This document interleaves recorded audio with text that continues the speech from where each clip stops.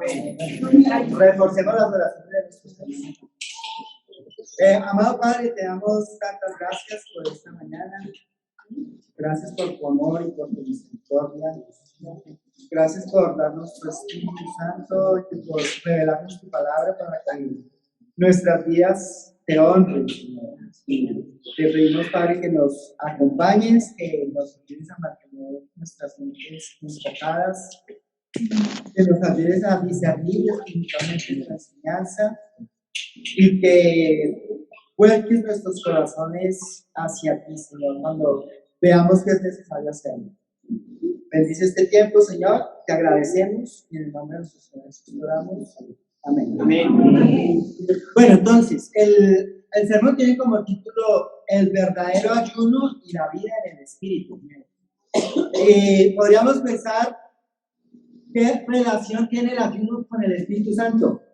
Sí, de pronto lo hemos estudiado por separado. Entonces, una cosa es el Espíritu y otra cosa es el ayuno. La cosa es que cuando vamos a las Escrituras no pueden estar desligados. De hecho, lo que vamos a ir aprendiendo, vamos a hacer varias clases o varios hermanos sobre el ayuno. Y nos vamos a dar cuenta cómo el ayuno es vital para poder vivir en el Espíritu. Y ahora que estamos nosotros ya un poco más conscientes, ¿no? Después de repetir vez tras vez, de que necesitamos conocer el Espíritu Santo y aprender a vivir en el Espíritu, imagino que algunos pensarán, bueno, ¿y esto cómo se come? ¿Cómo le hacemos? Tenemos mucha teoría, ya sabemos todo el Espíritu, pero ¿cómo hacemos para vivir ahí? Pues creo que el puente está en el ayuno. Y hoy vamos a iniciar esta serie sobre el ayuno para que entendamos y sobre todo para que incluyamos el ayuno en nuestras disciplinas espirituales. Amén. Y para eso les voy a pedir que me acompañen a Mateo 6. Que nuestro Señor Jesús está hablando de tres aspectos muy importantes de la vida cristiana, solamente los vamos a mencionar. Recordamos también que hace parte de la enseñanza de Jesús en el Sermón del Monte. Ahora, yo voy a leer la versión Reina Valera. ¿Por qué la Reina Valera? La mayoría de versiones le da un sentido diferente a la ayuno. Y la Reina Valera, sobre todo las versiones más antiguas, como que da en el punto. Y si partimos de ahí, creo que vamos a entender y a poder vivir nuestro cristianismo de esta manera. Dice Mateo 6, versículo 1. Guardaos de hacer vuestra justicia delante de los hombres, para ser vistos de ellos.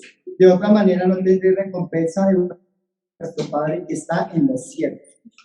Y luego dice, cuando des limosna, no hagas tocar la trompeta delante de ti como hacen los hipócritas en las sinagogas y en las calles para ser alabados por los hombres. Cierto os digo que ya tienen recompensa. Esta palabra limosna viene de una palabra griega que da la idea de ayudar a los necesitados. Cuando tú des dinero para ayudar a los necesitados, es como traduce la NBI. Entonces, luego habla de la oración. Dice, cuando ores, ¿no? La palabra clave en estos tres versículos es cuando. ¿Cuándo? Entonces, ¿qué significa cuando?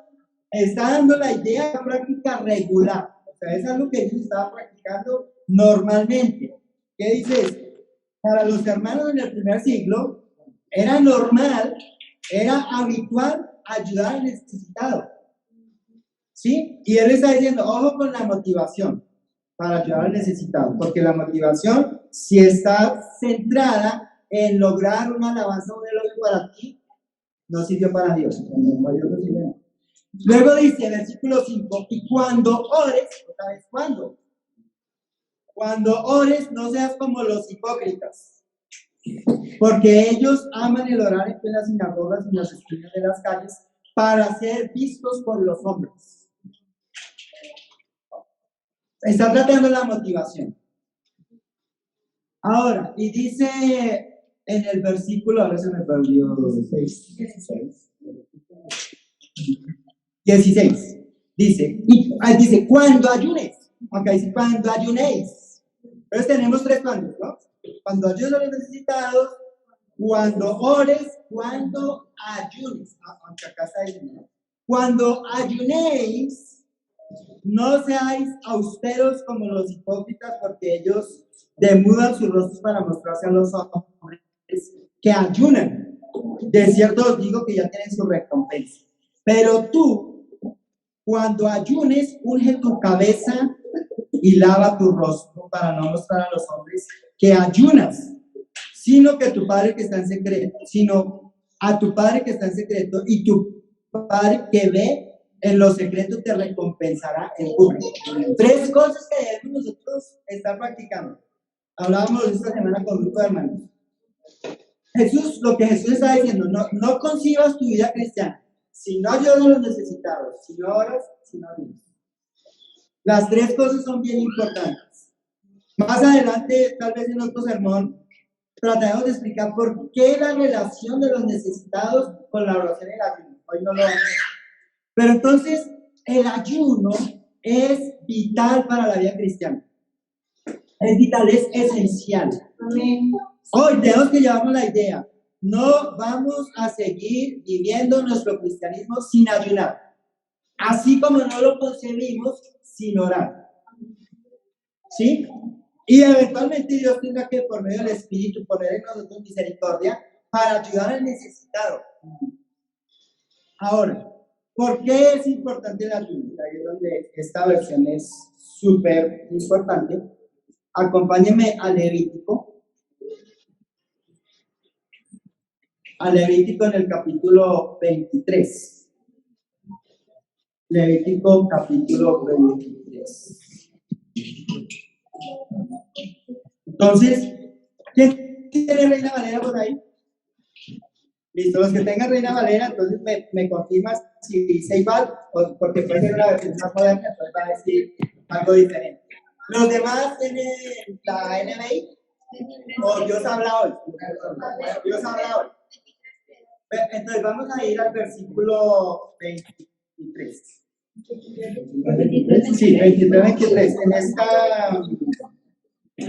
no, pero sí, dale, 23. No soy muy ávido de leer la Reina Valera, entonces de pronto se me está un poco la mente. No, 23-26, dice así. 23-26. Dice, también habló Jehová a Moisés diciendo, a los 10 días de este mes séptimo sería el día de expiación, el día del perdón de pecado. Tenéis santa convocación y, ¿qué es una Valera? Dice, afligiréis vuestras almas. Así dice, ¿verdad? ¿Quiénes tienen NBI? ¿Cómo dice? Y ayunarán. Y ofreceréis ofrenda encendida a Jehová. Ningún trabajo haréis en este día, porque es el día de expiación para reconciliaros delante de Jehová vuestro Dios. Porque toda persona que no se afligiere en ese mismo día, será cortada del pueblo. NBI, ¿cómo dice? Toda persona que no ayune será cortada del pueblo. Y cualquiera persona que hiciere trabajo alguno en ese día, yo destruiré a tal persona de entre su pueblo. Ningún trabajo haréis. Estatuto perpetuo es por vuestras generaciones, en donde quiera que andéis. Versículo 32. Día de reposo será a vosotros, y afligiréis vuestras almas. Comenzando a los 9 días del mes en la tarde, de tarde a tarde guardaréis vuestro reposo. No va de 6 a 6, de 6 de la tarde del día anterior a 6 de la tarde del ayuno. Ahora, ¿por qué es importante la versión? Y estuve estudiando, tratar de entender la palabra. Y si es, la palabra sí es ayuno, no es ayunar. O sea, el ayuno, el dejar de comer, es la expresión externa de lo que yo quiero que Dios haga internamente. ¿Sí? Ahora en el hebreo, la palabra afligir, porque hemos estado hablando ya en el estudio que estamos haciendo sobre el Espíritu Santo, entonces poco a poco vamos entendiendo, ¿no? Todo nuestro ser tiene tres partes o tres componentes. Está el espíritu, está el alma y está el cuerpo. Eso es importante entenderlo y entendemos, me incluyo yo, que Dios nos va teniendo paciencia mientras uno va meditando y procesando todo esto, para que vamos realmente vivir desde donde Dios quiere que vivamos. Entonces, en el hebreo, esa palabra afligir, que la encuentra uno en muchísimas partes, en el desarrollo de la enseñanza vamos a ir a profundizar. Es aná, fácil. Aná. Es afligir. ¿Sí? Ahora, ¿qué es lo que significa? Ese aná es un verbo que en español, no sé, me desactualicé con la gramática española, pero es algo que se produce en otros. Eso le llaman los verbos transitorios. Entonces, acá le dice deprimir, es alguien que hace algo para producir el efecto en otro. ¿Sí? Eso es un verbo transitorio. Ahora, ese aná, ¿qué traduce? Es deprimir. O sea, una persona toma una acción para deprimir a otra, por dar el ejemplo. Pero en este caso, en el caso del ayuno, es yo voy a deprimir mi alma. Sí, o sea, yo voy a buscar que mi alma sea quebrantada. Ahora, hay unos sinónimos. Entonces está deprimir, pero también está oprimir. ¿Sí? Está oprimir, está quebrantar, está producir sufrimiento. O sea, hacer sufrir. ¿Quién piensa de esa manera? Yo hacerme sufrir a mí mismo, nadie piensa en eso. Y más cuando el mundo religioso está predicando en una dirección contraria, pare de sufrir. O sea, haz todo lo que tienes que hacer para que no sufras. Sufrir, violar. Y violar acá está en el sentido del abuso sexual a una mujer. O sea, imagínense la imagen tan profunda que está utilizando el hebreo. ¿Cómo no he escuchado muchas historias de cómo se siente una mujer cuando ha sido abusada sexualmente? Sí, o sea, ¿cómo es su sensación de humillación? O sea, hay mujeres que llegan al suicidio, al sentir que son totalmente desvaloradas, totalmente, no sé qué palabras usar, pero es esa emoción, como para tratar de conectar con lo que está diciendo, lo que traduce la escritura, de poder afligir, de debilitar el alma, deshonrar el alma, dominar, forzar, humillar. O sea, todos estos sinónimos provienen de la misma palabra. ¿Y qué es lo que está diciendo Moisés? O sea, que Dios le dice a Moisés que les diga, miren, ustedes necesitan en esta fecha específica afligir sus almas en el día del perdón. En el día del perdón. Entonces, cada vez que encontremos nosotros la palabra ayuno en la Biblia, está apuntando a afligir el alma. No es el ayuno intermitente, porque alguien puede decir, ay, la Biblia habla del ayuno intermitente. Hay que hacer ayuno intermitente. No tiene nada que ver con nuestra salud física. Tiene que ver con nuestra salud espiritual. Tiene que ver con que el alma necesita ser quebrantada. Y Dios nos dio esa salida. ¿Qué es lo que encontramos en la Biblia? Como recursos que Dios provee para quebrantar el alma, para poder afligir el alma. Voy a ir un poquito más atrás. Acompáñenme en Deuteronomio 28. Deuteronomio 28.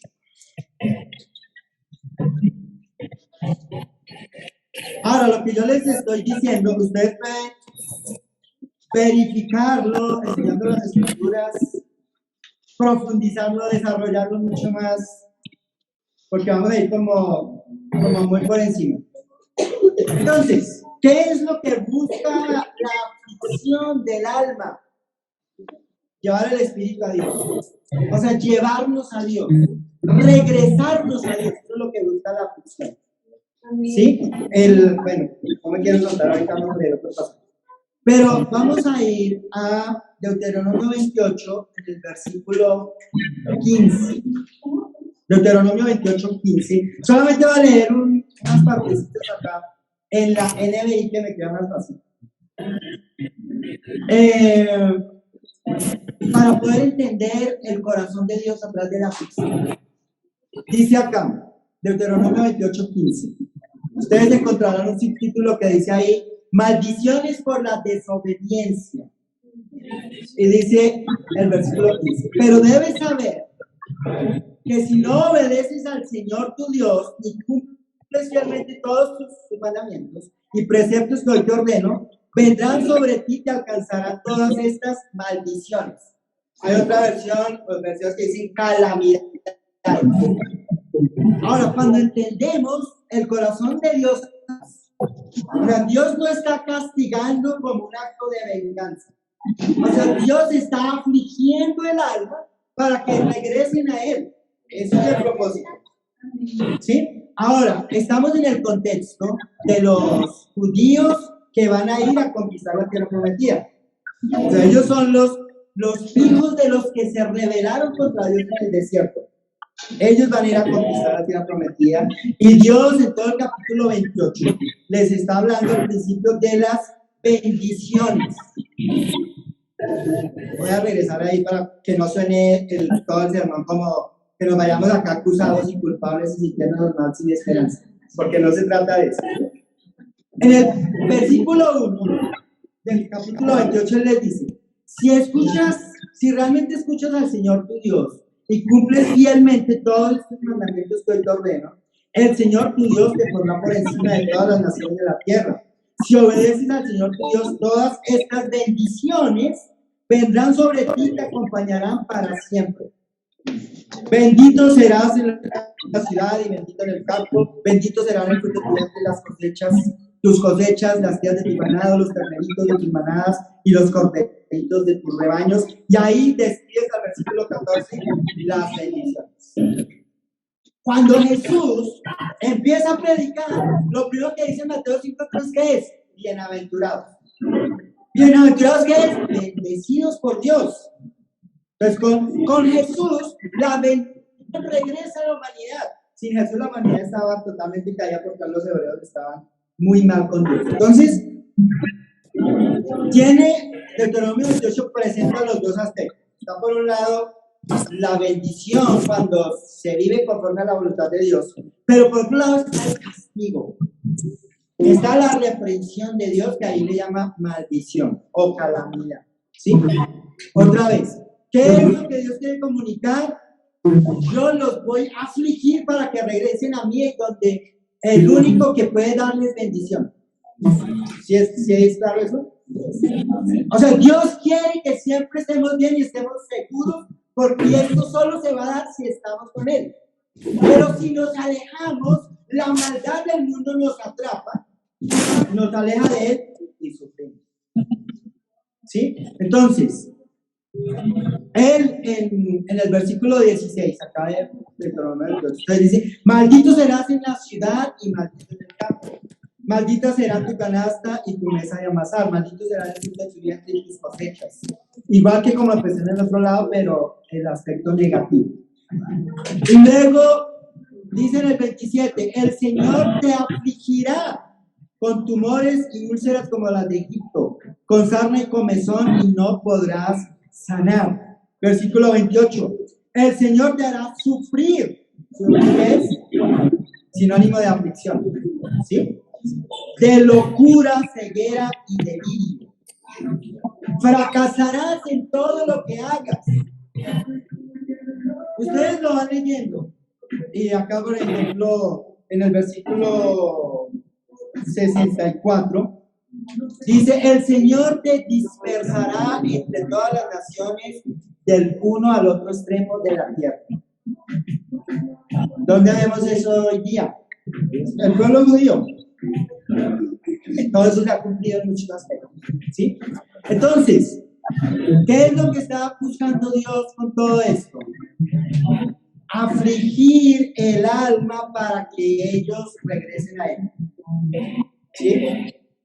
Ahora, en Levítico, ¿qué les está diciendo? Podemos evitarnos todo ese trabajo.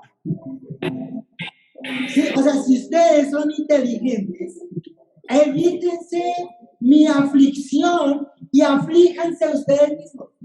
Hay una versión que dice eso. Ustedes mismos aflíjanse. Versículo 27, ¿no? Afligiréis vuestras almas, ustedes mismos.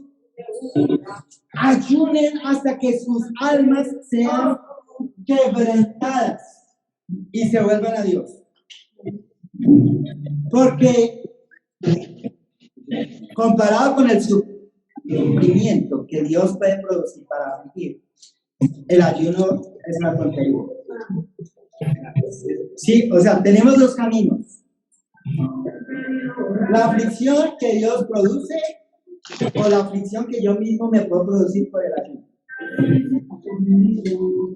Pero si nosotros somos hijos de Dios, somos pueblo de Dios, Dios, si ve que nos estamos alejando, no se queda. Somos sus hijos, o sea, no hay padre, o sea, un padre, por malo que sea, nosotros que recibimos tanto palo, los que están en la los de la hora no están, pero que recibimos tanto palo, nuestros papás no tenían la intención de hacernos daño. Ellos querían que no nos alejáramos del camino. Y es el medio que tenían el Padre. ¿Sí? Ellos pueden ver una imagen pequeña de Dios dando palo para que por el camino. De hecho, una anécdota recuerdo cuando teníamos que por 15 años, en la época en que todos los adolescentes empiezan a fumar. Sí, entonces fue 15 fumar y tomar. Me acuerdo que nosotros vivíamos en una casa en Kennedy y nos subimos y había varias familias en la casa, ¿no? Y la casa tenía una terraza en el totocho. En una noche nos subimos, mi hermano, un amigo y yo, a fumar. Mi mamá se dio cuenta. Que nos subimos. Y se fue y nos encontró a los tres. Yo no alcancé a fumar. Nos encontró a los tres y mi mamá agarró y le volteó la cara y una cachetada. Y le dijo al otro amigo, y si yo lo veo a usted fumando con mis hijos, le doy una igualita. Y la cosa con ellos, con el amigo, era que ellos le prendían el cigarrillo a la mamá de ellos. O sea, para ellos era normal fumar. Mi mamá, no, señor, ustedes no van a fumar. De hecho, nosotros no fumamos. Pero luego en una borrachera, de adolescente me emborraché 2 veces. Pero a mí no me fue tan mal porque creo que no me emborrachaba tanto. Mi hermano le tocó un poco más duro. Pero me acuerdo de las primeras borracheras. O sea, creo que en todos los barrios, hoy día puede ser un poquito en algunos, pero en esa época recuerden que el barrio era como la otra familia, ¿no? La cuadra. ¿Sí? Entonces sus amigos eran casi como los hermanos. Pues nosotros ahí en la cuadra había como una especie de casa de perdición, donde íbamos todos los adolescentes a tomar cerveza, a tomar aguardiente. Y allá nos metíamos los de la cuadra, esa familia tenía varias hijas y los hijos, nos podíamos meter muchos. Y en una oportunidad, mi hermano, o sea, tomamos y mi hermano llegó y apenas pisó la puerta de la casa, soltó todo el vómito. Y así como llegó mi mamá, le dio palo y lo cogió, él tenía su cama y con sus propias cobijas lo puso a limpiar el vómito. Y hasta que no limpió, ¿sí? Y pensaba, ese tipo de cosas, o sea, nos blindaron. Yo no tomo, pero no es por la religión, es porque no me gusta desde la adolescencia. O sea, no es una cuestión de fe, que digan, no, es que yo no tomo porque la Biblia me enseña. No, en el caso mío, yo no tomo porque no me gusta tomar, porque no me gusta esa sensación y todo lo que produce el trago. Pero doy el ejemplo porque cuando Dios busca afligir, Él va a usar los recursos necesarios para quebrarnos. Y eso es lo que busca la reprensión. O sea, un papá que reprende correctamente a su hijo está buscando que su hijo regrese en su corazón al estado original. Un buen corazón, un corazón obediente que agrada a Dios. El papá que se venga del hijo porque su desobediencia le causó algo, está haciendo algo que no es de Dios. Porque la venganza lo que produce es maltrato, lo que va a generar es alejamiento. Y muchos papás hoy día están alejados de sus hijos porque en su momento corrigieron de una manera equivocada, corrigieron fuerte pero equivocada. ¿Sí? Entonces, tenemos esas dos opciones. Por un lado está Dios afligiendo y por otro lado está Dios diciéndote, tienes la opción de afligir tu alma para que tu corazón regrese a mí. Ese es el sentido. ¿Sí? Ahora, cuando nosotros, ¿cómo conectamos esto con la vida en el Espíritu? ¿Qué es lo que hemos ido aprendiendo? Tenemos los tres elementos, ¿no? Cuerpo, alma y espíritu. Y hemos entendido que el cuerpo no solamente es la parte física, sino que también es como la carne, lo que Pablo llama naturaleza pecaminosa en la NBI, que en la Reina Valera es carne, pero la carne es esa parte que yo tengo que se resiste a hacer la voluntad de Dios. Todos la tenemos. Esa es la carne mía, la carne tuya, no quiere obedecer a Dios. No quiere. Olvídate que tú tienes algo bueno en ti mismo. Ninguno de nosotros lo tiene. ¿Sí?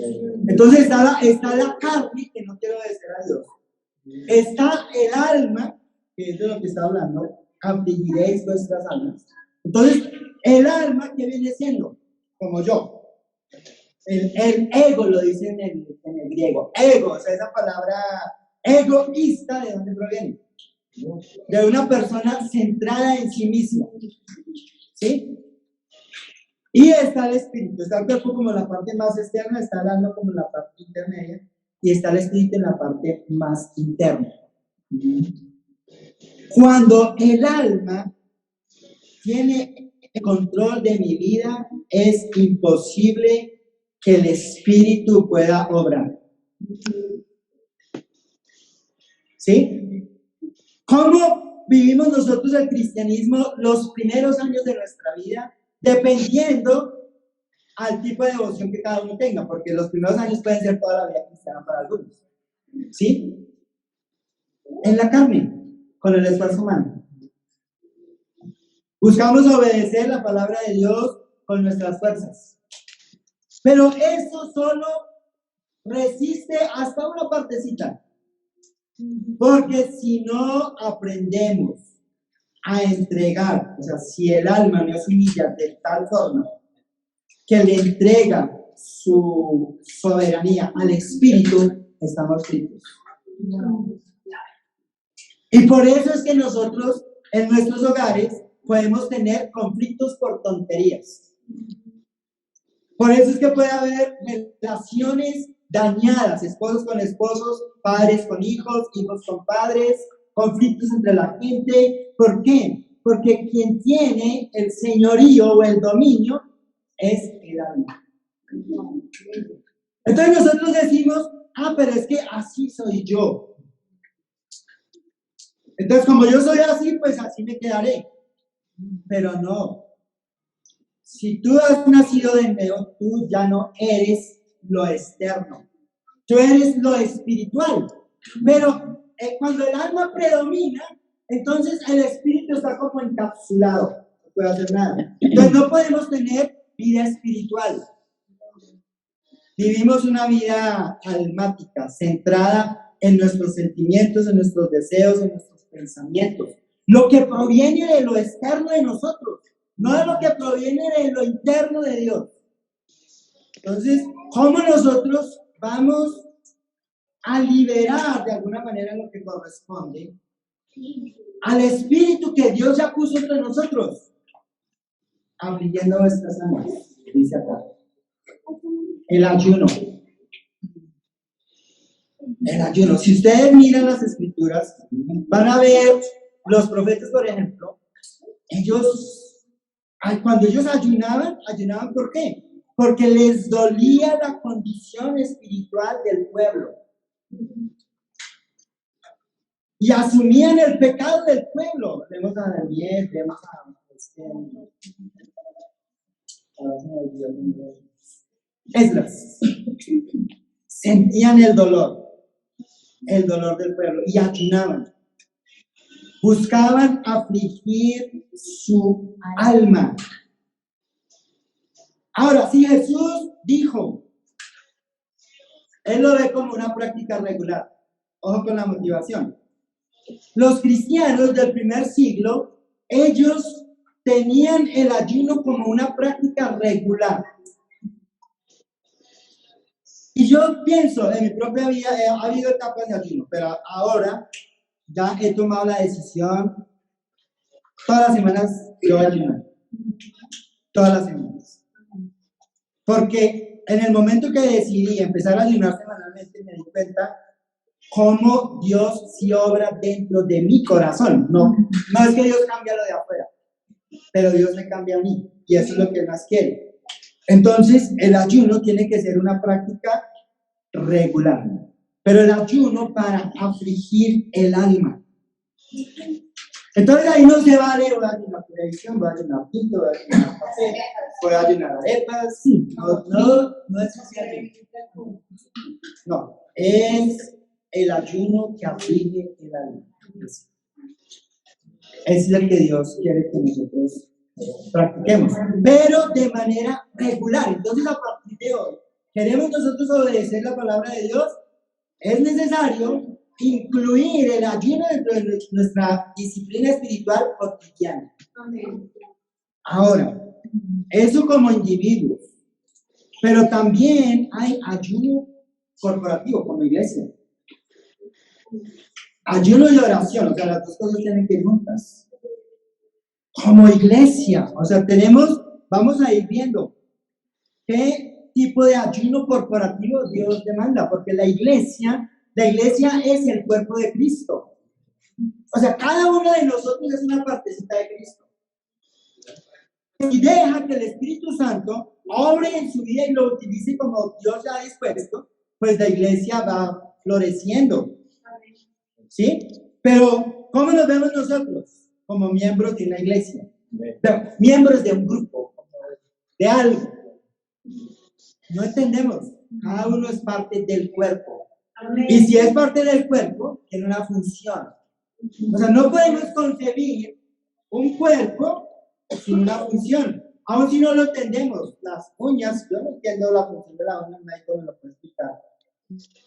Pero el hecho de que yo no lo entienda no significa que no tiene una función. Sí, el tema del pelo.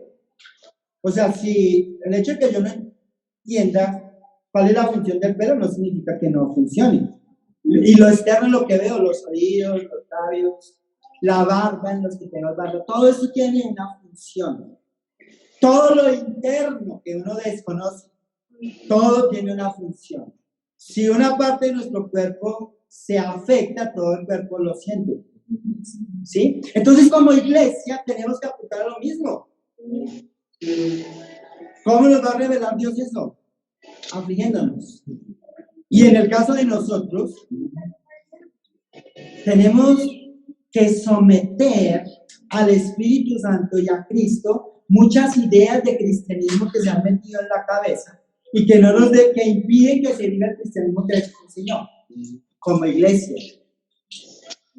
Es que yo creo que tal cosa. ¿Qué dice la Biblia con decir yo creo? ¿Qué es tu creencia? Entonces no sirve.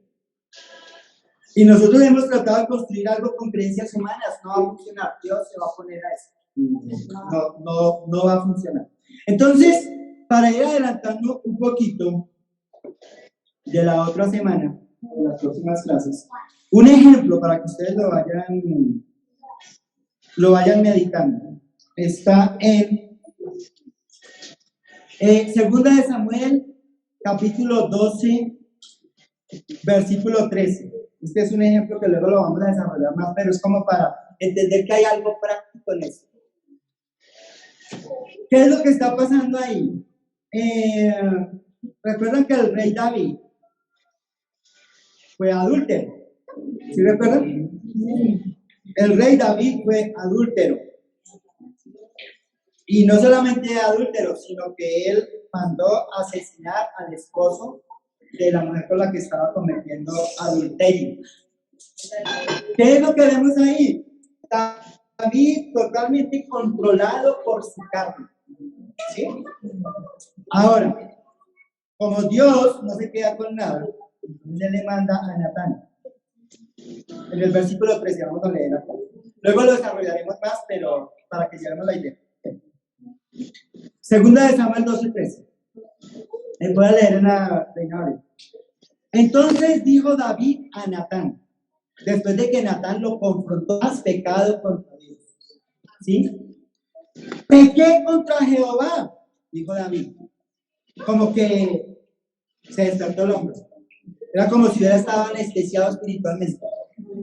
Pequé contra Jehová. Y Natán dijo a David, también Jehová ha remitido tu pecado, no morirás. Mas, por cuanto con este asunto hiciste blasfemar a los enemigos de Jehová, el hijo que te ha nacido ciertamente morirá. El hijo de Betsabé. Y Natán volvió a su casa. Y Jehová hirió al niño que la mujer de Urías le había dado a David y enfermó gravemente. Entonces, David rogó a Dios por el niño. Pues vamos entendiendo acá, ¿no? Y ayunó David y entró y pasó la noche acostado en tierra. David fue consciente del pecado. Pero yo pensaría, Dios vio que el corazón de David estaba tan duro que necesitó quebrarlo más. ¿Cómo lo hizo? Le quitó al hijo. ¿Qué es lo que le interesa a Dios? La salvación. Y David era un hombre conforme al corazón de Dios. Pero su corazón en este punto se había endurecido tanto, que Dios dijo, tengo que quebrarlo más duro todavía. Porque o si no, él no regresa. Y me hace acordar, en Venezuela, una de nuestras hermanas, ella le asesinaron a uno de sus nietos, que era la vecina de otra hermana. Y por mucho tiempo sus hijas discípulos, ella no quería ir a la iglesia, nada con la iglesia. El día que ella se iba a bautizar, estuvimos charlando un rato, y ella me dice, Edilberto, mi corazón estaba tan duro, que Dios necesitó quitarme a mi nieto para quebrar. Entonces en ese momento era como esa dualidad. Por un lado ella iba a nacer espiritualmente, pero por el otro lado ella era consciente, una hermana mayor, era consciente de la naturaleza de su corazón, de su dureza. Y pudo ver desde otra perspectiva la muerte de su nieto. Si su nieto no muere, ella no se vuelve a Dios. Necesitó ser quebrada muy fuerte, ¿sí? Y va David acá, entonces, versículo 16, entonces David rogó a Dios por el niño, y ayunó, y entró y pasó la noche acostado en tierra. Y se levantaron los ancianos de su casa y fueron a él para hacerlo levantar de la tierra, mas él no quiso ni comió con ellos pan. Y al séptimo día murió el niño, y temían los siervos de David hacerle saber que el niño había muerto, diciendo entre sí, cuando el niño vivía le hablábamos y no quería oír nuestra voz. ¿Cuánto más se afligirá si le decimos que el niño ha muerto? Mas David, viendo a sus siervos hablar entre sí, entendió que el niño había muerto, por lo que le dijo a David a sus siervos: ¿ha muerto el niño? Y ellos le respondieron: ha muerto. Entonces se levantó de la tierra y se lavó y se ungió, cambió sus ropas y entró a la casa de Jehová y adoró. Después vino a su casa y pidió y le pusieron pan y comida. Ahora, acompáñenme al Salmo 51. Mismo momento. David está postrado en tierra. Acaba de ver su pecado. Él estaba ciego al pecado. Estaba ciego, o sea, su corazón estaba tan duro, que Dios tuvo que quebrarlo. ¿Sí? Pero cuando ya él entiende el estado de su corazón, podemos darnos cuenta. El corazón aún no está donde debe estar. Pero David es consciente de dónde debe estar su corazón. ¿Sí? Salmo 51. Voy a leerlo en la NBI para que fluya mejor mi lectura. Dice así: ten compasión de mí, oh Dios, conforme a tu gran amor, conforme a tu inmensa bondad, borra mis transgresiones.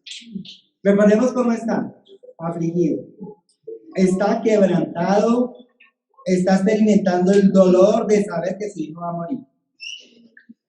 Está consciente de su pecado, o sea, está consciente de que si algo no pasa en su corazón, él está muerto espiritualmente. O sea, él también puede morir. Esa es la condición de David. Lávame de toda mi maldad y límpiame de mi pecado. Yo reconozco mis transgresiones, siempre tengo presente mi pecado. Contra ti he pecado, solo contra ti, y he hecho lo que es malo ante tus ojos. Por eso tu sentencia es justa y tu juicio irreprochable. Es un nivel de conciencia espiritual bien elevado. Sabe dónde está espiritualmente, lo reconoce. Él lo sabe. Yo sé que soy malo de nacimiento, pecador me concibió mi madre. Yo sé que tú amas la verdad en lo íntimo, en lo secreto, me has enseñado sabiduría. Purifícame con hisopo y quedaré limpio. Lávame y quedaré más blanco que la nieve. Anúnciame gozo y día, infunde gozo en estos huesos que has quebrantado. Aparta tus ojos de mis pecados y borra toda mi maldad. Está ayunando. Está ayunando. Versículo 10. Crea en mí, oh Dios, un corazón limpio y renueva la firmeza de mi espíritu. No me alejes de tu presencia, ni me quites tu Santo Espíritu. Recordamos que David recibió el Espíritu Santo cuando fue ungido por Samuel. ¿Sí?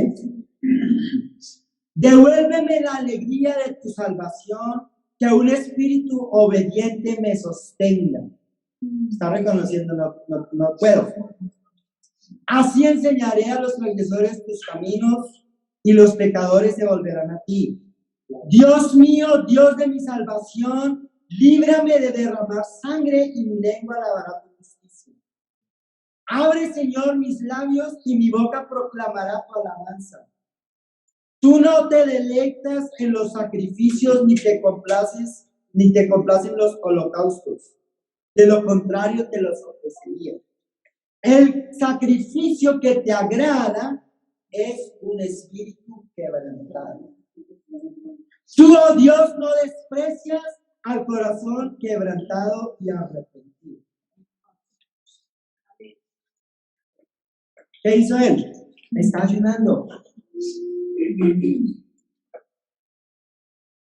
Su corazón, o sea, creo que Dios amaba tanto a David que utilizó los dos recursos para quebrar a David. Lo afligió quitándole a su hijo y David ayunó. Yo creo que algunos de nosotros podemos estar así. Y no vemos espiritualmente.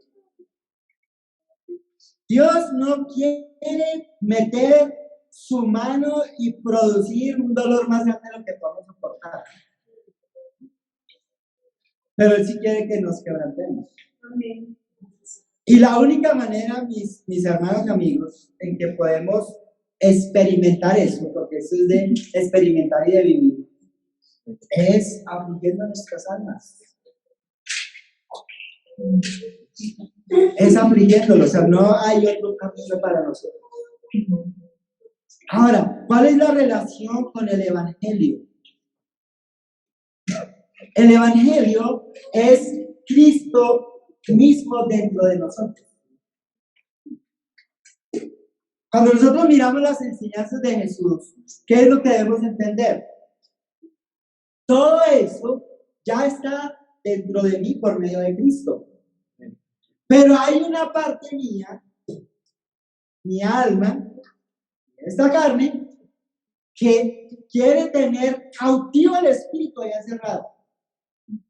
Si yo no tomo la decisión de quebrantar mi alma, de pedirle a Dios que me aflija profundamente, no voy a tener la oportunidad de experimentar la vida que proviene del Espíritu Santo.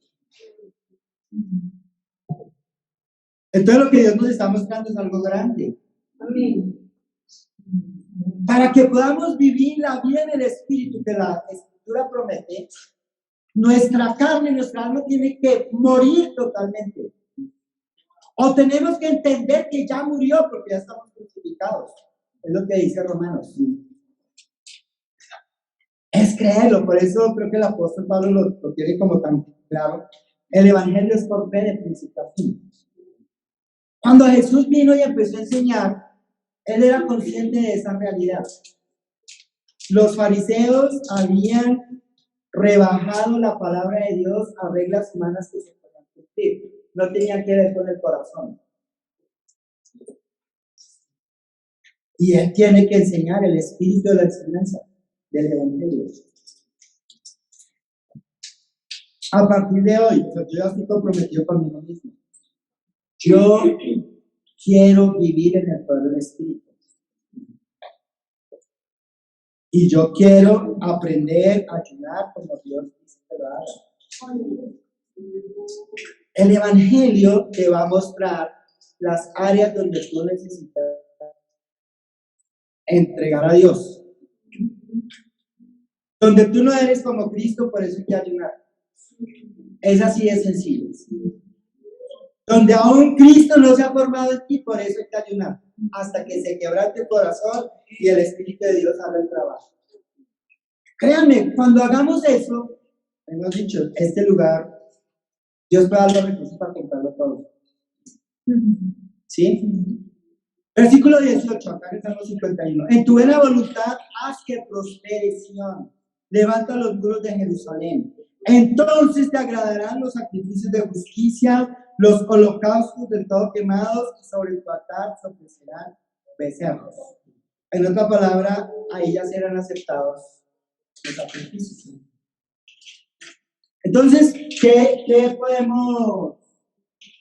concluimos?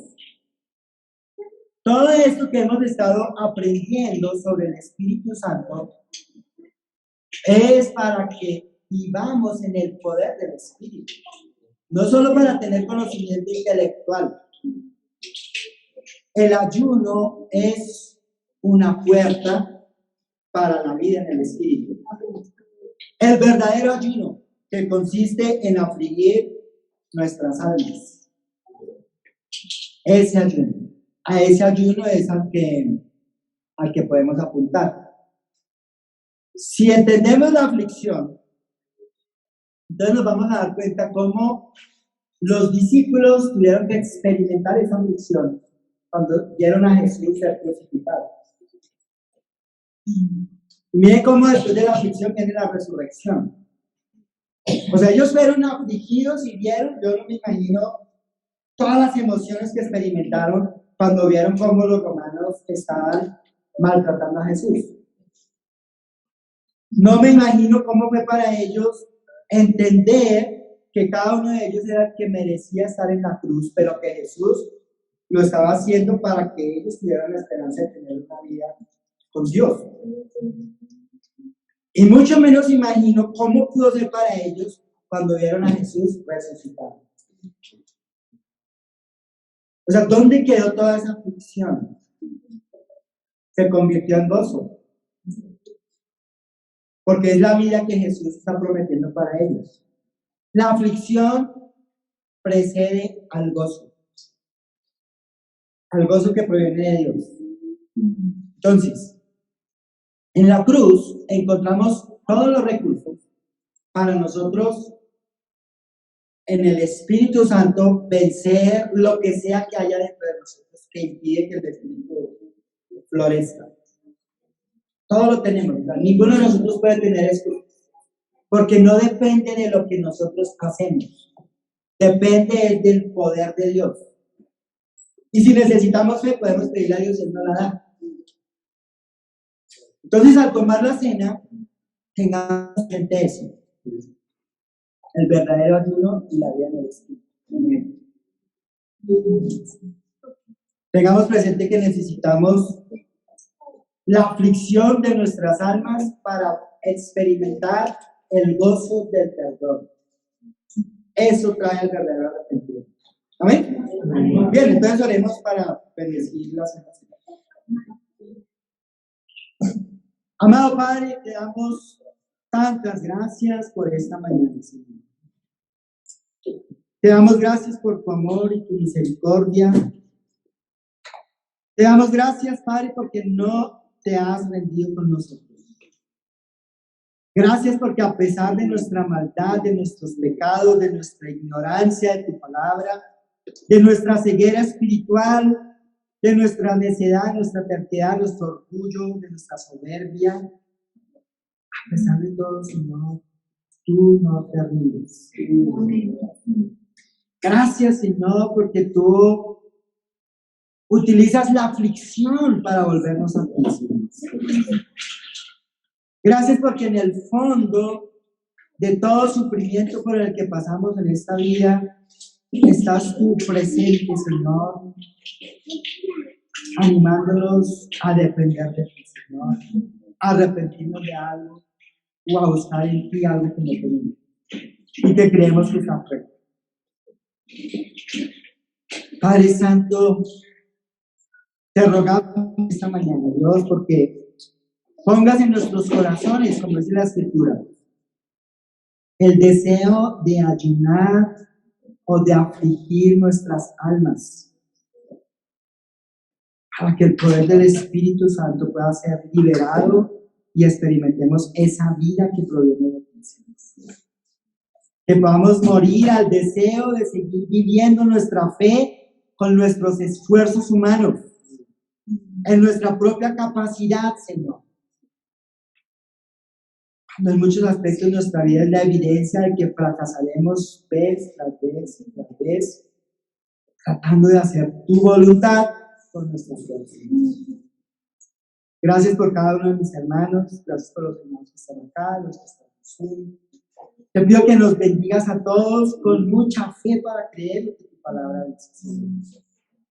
Y que nos permitas ver pequeños milagros esta semana que viene, Señor.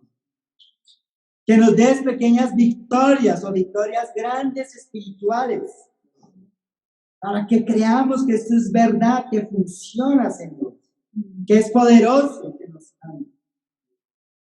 Bendice por favor el pan y el vino y ayúdanos a recordar que en el reino de los cielos no hay vida sin tu palabra y sin el poder del Espíritu Santo. Te agradecemos y en el nombre de nuestro Señor Jesús oramos. Amén. Amén. Bueno, muchas gracias.